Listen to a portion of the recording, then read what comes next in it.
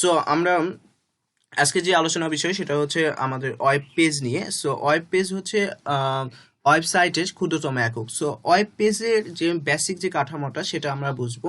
So তোমরা thumbnail দেখেই বুঝতে পারতেছো যে এইচটিএমএল একদম বেসিক যে কনসেপ্ট, সেই কনসেপ্ট নিয়ে আমি আলোচনা করতেছি। সেটা হচ্ছে হেড অংশ, বডি অংশ।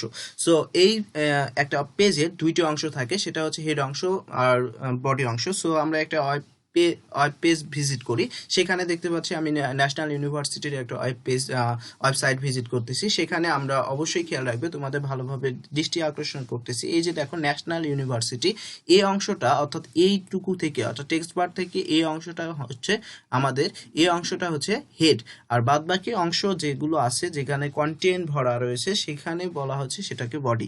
সো এই অংশটা হেড আর এটা অংশ হচ্ছে বডি। সো হেড অংশে কি থাকে? হেড অংশে জাস্ট টাইটেল থাকে। টাইটেলটা কি? টাইটেলটা নির্দেশ করে ওয়েব পেজটা কি সম্পর্কিত। এখানে ওয়েব পেজে গেলে তুমি কি পাবা সেই বিষয়টা এখানে টাইটেল বার দেওয়া আছে। এখানে ন্যাশনাল ইউনিভার্সিটি বাংলাদেশ, অর্থাৎ এই পেজটা ন্যাশনাল ইউনিভার্সিটি সম্পর্কিত, আর এটাই হচ্ছে টাইটেল বা হেড অংশ। হেড অংশ এতটুকুই থাকে, বাদ বাকি যে কন্টেন্ট, যে অংশগুলো দেখতেছো কালারিং, এই জাতীয় বিশ্ববিদ্যালয় থেকে নিচে একদম পুরো অংশটা, এই পুরো অংশটাকে বলা হচ্ছে বডি। সো বডিতে সব কিছু থাকে, বডিতে থাকে সকল কন্টেন্টগুলো থাকে। যেমন থাকে এখানে দেখো এই যে হেডিং, এই অংশটা হেডিং, এটা হচ্ছে পিকচার সেট করছে, এটা হচ্ছে টেবিল ক্রিয়েট করছে, এখানে লিস্ট তৈরি করছে, এক্সেট্রা যে বিষয়গুলো থাকে বডির মধ্যে।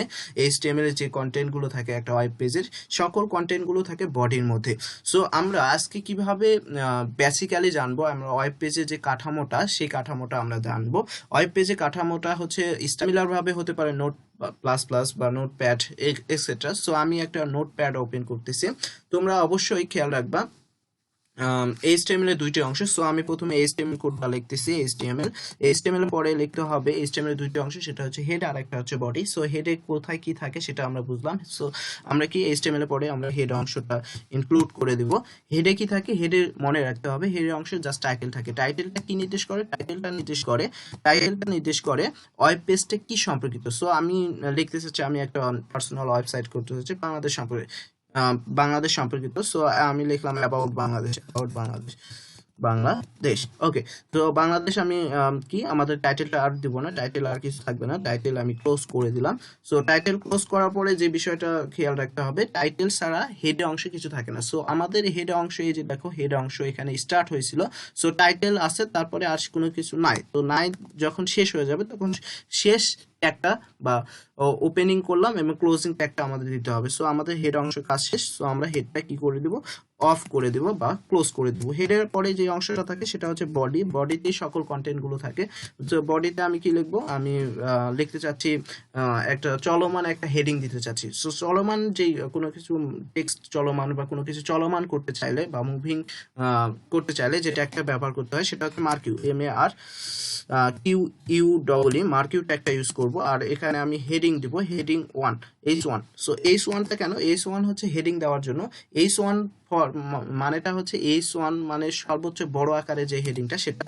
সো বাংলাদেশ হেডিং আমি দিব, ওয়েব পেজটার BNGLADSS বাংলাদেশ। সো আমার হেডিংটা ক্লোজ করে দিতে হবে। আমি হেডিংটা ক্লোজ করে দিলাম, হেডিং 1 দিয়ে ক্লোজ করে দিলাম এবং মার্কিউ ট্যাগটা ক্লোজ করে দিব, MARQUE।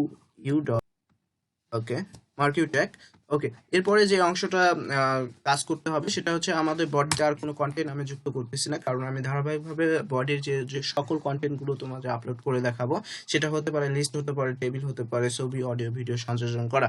সো আমরা অবশ্যই এটা ধারাবাহিকভাবে বুঝবো। সো আমরা জাস্ট বেসিক্যালি একটা জিনিস দেখি, একটা ওয়েব পেজের যে কিভাবে ওয়েব পেজ ক্রিয়েট করতে হবে সেটা আমরা বুঝলাম। ওয়েব পেজের যে কাঠামোটা সেটা হচ্ছে HTML এর যে দুইটা বেসিক কাঠামো, সেটা হচ্ছে হেড আর একটা হচ্ছে টাইটেল।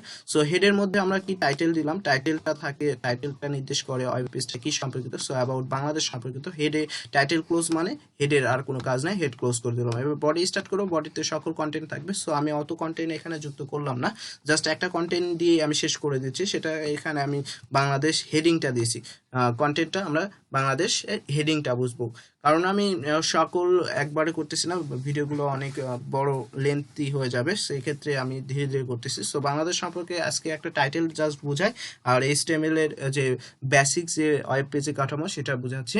নেক্সটে আমি বাংলাদেশ সম্পর্কে একটা প্যারাগ্রাফ সুন্দর করে দিব, তারপরে কিভাবে একটা ছবি সেট করতে হয় সেই ছবিটা সেট করে দিব, তারপরে অডিও ভিডিও কিভাবে সেট করতে হয় ওয়েব পেজে সেটা শেখাবো। সো আজ অতটুকুই। আমি বডিটা ক্লোজ করে দিই, বডিতে আর কোনো কন্টেন্ট রাখবো না, সো বডি আমি ক্লোজ করে দিচ্ছি। বডি ক্লোজ করে দিলাম। এরপরে যে অংশটা, তো HTML আর কোনো কিছু লাগবে না, সো HTMLটাও আমাদের রাখতে হবে। এক্সটেনশনটা অবশ্যই কি করতে হবে, এক্সটেনশনটা দিতে হবে .html অর্থাৎ এই ফরম্যাটটা হবে HTML, এই ফাইলটা যেটা সেভ হবে সেটা HTML ফরম্যাটে হবে না, আদারওয়াইজ তোমার এটা কিন্তু ব্রাউজার বুঝতে পারবে না, বা ব্রাউজারিং বা ইন্টারনেটের ভাষা কিন্তু হবে না, সেটা অবশ্যই এক্সটেনশনটা .html দিতে হবে। ওকে, এটা আমরা সেভ করে ফেললাম এবং আমাদের নির্দিষ্ট যে লোকেশন সেখানে গেলে আমরা পেজটা ওপেন করতে পারবো। সো আমরা যে কোনো একটা ব্রাউজারে সেটা ওপেন করব। দেখো এই যে আমাদের যে অংশটা আমি হেড অংশটা বলছিলাম, সো এই পুরো অংশটা হেড, এই এতটুকু অংশটা হেডে আমি দিয়েছিলাম অ্যাবাউট বাংলাদেশ। সো এই যে দেখো এখানে আমাদের অ্যাবাউট বাংলাদেশ আছে, আর আমি কন্টেন্ট দিয়েছিলাম শুধু বাংলাদেশ লেখাটা এরকম চলমান হবে। সো সেই দুইটা ট্যাগ নিয়ে আলোচনা, আর এই অংশটা বডি। সো বডিতে আমি জাস্ট টাইটেল দিলাম, হেড দিলাম, হেড অংশটাই শুধু আছে, বাদ বাকি আর কোনো কিছু নাই।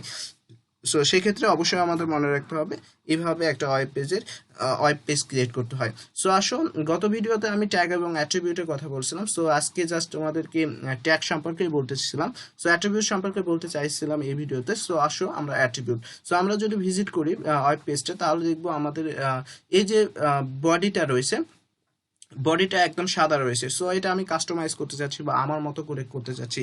সো আমাদের অ্যাট্রিবিউটের সংজ্ঞাটাই ছিল কোনো ট্যাগকে তুমি যদি তোমার মতো করে নিতে চাও বা কাস্টমাইজ করতে চাও তাহলে অ্যাট্রিবিউট যুক্ত করতে হবে। অ্যাট্রিবিউটটা কোথায় বসে, ট্যাগের সাথে বসে। সো এটা বডি মূল ট্যাগ ছিল, ট্যাগের সাথে বসবে কি অ্যাট্রিবিউট আমি যুক্ত করতেছি busy colour, COLOR busy colour, অর্থাৎ এই যে বডির যে ব্যাকগ্রাউন্ড কালারটা ছিল সেটা ছিল হোয়াইট, সেটা আমার ভালো লাগতেছে না, সেটা আমার মতো করে করব। সো বিজি কালার দেওয়ার পরে সেটা কি, এটা হলো অ্যাট্রিবিউট। আর অ্যাট্রিবিউটে কি থাকে, ভ্যালু থাকে, মনে রাখতে হবে। ভ্যালু মানে ইকুয়াল দিয়ে ডবল কোটেশনের মধ্যে সেই ভ্যালুটা লিখতে হবে। ভ্যালুটা কি, তুমি বিজি কালারটা যেটা রাখতে চাচ্ছ, তোমার মতো করে চাচ্ছ, সেটা তুমি লিখে দাও। সো বিজি কালার আমি যদি রেড দিতে চাই তাহলে রেড দেবো, গ্রিন দিতে চাইলে গ্রিন হয়ে যাবে, যা ইচ্ছা তুমি তোমার মতো করে এটা কাস্টমাইজ করতে চাও। সো এটা কি ছিল, বডি এই অংশটা ছিল আমাদের কি মূল ট্যাগ। সো মূল ট্যাগটাকে আমি বিশেষিত করতে চাচ্ছি, বিশেষিত করার একটাই মাধ্যম, সেটা হচ্ছে অ্যাট্রিবিউট বসানো। সো বিজি কালার এটা হচ্ছে অ্যাট্রিবিউট, আর এই অংশটা অ্যাট্রিবিউটের ভ্যালু। সো আমি বিজি কালার এবং অ্যাট্রিবিউটটা যুক্ত করে দিলাম। এটা যদি আমরা সেভ করি তাহলে দেখবো আমাদের মূল পেজটার কি ডিফারেন্স হয়েছে। সো আমরা মূল পেজটা দিই, দেখো এখানে আমার আগে ছিল সাদা, কিন্তু এই সময় এসে দেখা যাচ্ছে রেড হয়ে গেছে। সো এটাই হচ্ছে তোমাদের অ্যাট্রিবিউটের কাজ। অ্যাট্রিবিউট যে যত জানবে, যত ট্যাগের, তার তত ওয়েবসাইট আকর্ষণীয় হয়ে উঠবে। সো হয়তোবা তোমাদের বোঝাতে পারছি অ্যাট্রিবিউটটা কি, মূল ট্যাগ কি, অ্যাট্রিবিউট কোথায় বসে, অ্যাট্রিবিউটে কি থাকে, অ্যাট্রিবিউটের ভ্যালুটা কি হয়, অবশ্যই কিভাবে লিখতে হয় সেটা অবশ্যই মনে রাখবো। সো অন্যান্য যে আমরা ট্যাগগুলো ব্যবহার করব বডির মধ্যে যে কন্টেন্টগুলো, সেখানে অনেকগুলো অ্যাট্রিবিউটও থাকবে, অবশ্যই তোমরা ভালোভাবে এটা অবজারভেশন করবা। এবং অ্যাট্রিবিউটটা মোস্ট ইম্পর্টেন্ট, কারণ কোর্সিনে তোমাদের অ্যাট্রিবিউটের কথাগুলো কিন্তু এক্স্যাক্টলি বলে দেওয়া থাকে।